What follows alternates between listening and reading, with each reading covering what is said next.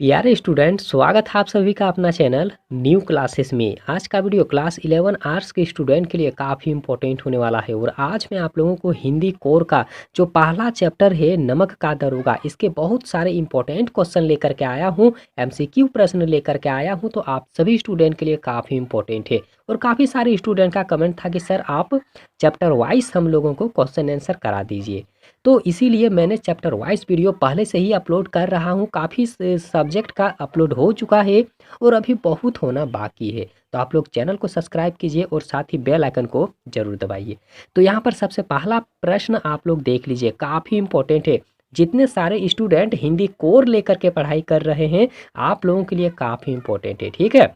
और यहाँ पर देख लीजिए जो पहला प्रश्न दिया हुआ है कि नमक का दारोगा कहानी का नायक कौन है। यहाँ पर 4 ऑप्शन दिया हुआ है, ठीक है। पहला में मुंशीधर, और यहाँ पर देख लीजिए दूसरा में है पंडित आलोपी दीन, और यहाँ पर देख लीजिए बदलू सिंह, और यहाँ पर देखिए कोई नहीं, ठीक है। तो 4 ऑप्शन में जिस तरह से यहाँ पर प्रश्न अभी यहाँ पर आप लोगों को नज़र आ रहा है, इसी तरह का प्रश्न आप लोगों को फाइनल परीक्षा में भी नज़र आएगा। तो वहाँ पर आप लोगों को आंसर तो मालूम होना चाहिए आंसर लिखने के लिए, तो आप लोग बिल्कुल अच्छी तरह से याद करके रख लीजिए, ठीक है। नमक का दारोगा जो कहानी है, इसके लेखक का नाम क्या है, तो मुंशी वंशीधर है। काफ़ी इंपॉर्टेंट है, पहला ही पॉइंट बिल्कुल राइट आंसर है। आगे देख लीजिए जो दूसरा नंबर का प्रश्न है कि पंडित आलोपी दीन कहाँ के सर्वाधिक प्रतिष्ठित जमींदार थे। तो कहाँ के थे, तो यहाँ पर देख लीजिए दातागंज के थे, काफ़ी इंपॉर्टेंट है। और यहाँ पर तीसरा नंबर का भी प्रश्न आप लोग देख लीजिए, हर एक प्रश्न आप लोगों के लिए काफ़ी इंपॉर्टेंट है। तो यहाँ पर देख लीजिए कि नदी तट पर आपने मेरी प्रार्थना स्वीकार नहीं की थी, ठीक है। क्या है यहाँ पर वाक्य क्या दिया हुआ है कि नदी के तट पर आपने मेरी प्रार्थना स्वीकार नहीं किया था, लेकिन आलोपी दीन इस कथन में प्रार्थना शब्द से क्या अभिप्राय है, मतलब यहाँ प्रार्थना शब्द का अर्थ क्या है, ये आप लोगों को बताना है, ठीक है। तो आप लोग देख लीजिए इसका राइट आंसर होगा नगद राशि। क्या होगा, तो नगद राशि होगा, ठीक है। आगे देख लीजिए जो 4 नंबर का प्रश्न है कि पंडित आलोपी दीन ने नमक के दारोगा मुंशी वंशीधर के समक्ष अधिकतम कितनी रिश्वत का प्रस्ताव रखा था। तो कितने रिश्वत का था, तो आप लोग जानते हैं, याद रखिएगा 40,000 का था, ठीक है। और यहाँ पर देखिए जो 5 नंबर का प्रश्न है कि कहानी के अंत में पंडित आलोपी दीन किस रूप में हमारे समक्ष आते हैं, ठीक है। तो किस रूप में थे, तो यहाँ पर देख लीजिए कि गुणग्राही व्यक्ति के रूप में, ठीक है। और यहाँ पर 6 नंबर का प्रश्न देखिए कि नमक का दारोगा कहानी का अन्य क्या शीर्षक संभव हो सकता है।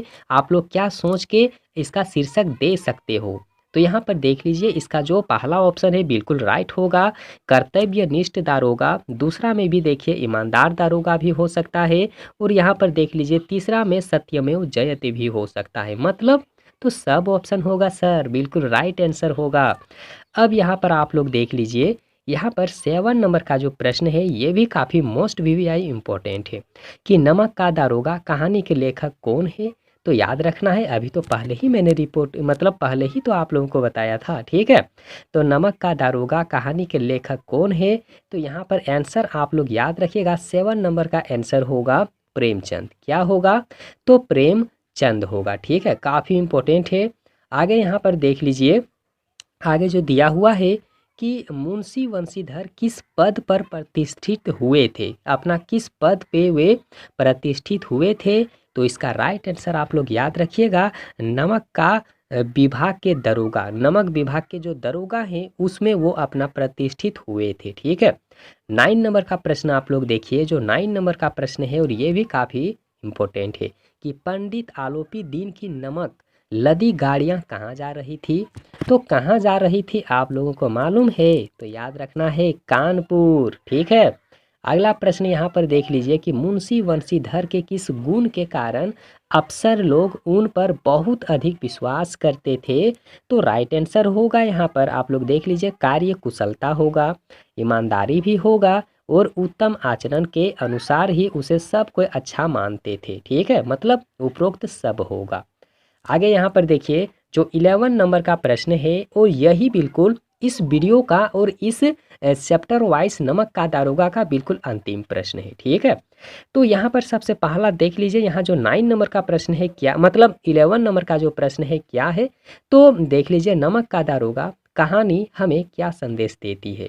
तो हमें कौन सा संदेश दे रही है, तो यहाँ पर पहला ऑप्शन, दूसरा ऑप्शन, तीसरा ऑप्शन, यहाँ हर एक ऑप्शन है। ठीक है, तो यहाँ पर देख लीजिए क्या है पहला ऑप्शन कि निर्भय होकर कर्तव्य पालन का, ये ऑप्शन।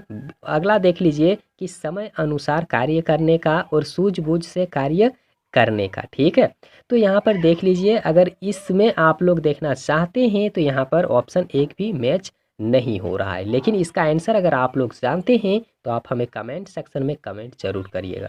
और वीडियो कैसा लगा आप लोगों को, वीडियो को लाइक करिए, अपने दोस्तों के पास में ज़रूर शेयर करिए, और वीडियो देखने के लिए बहुत बहुत धन्यवाद।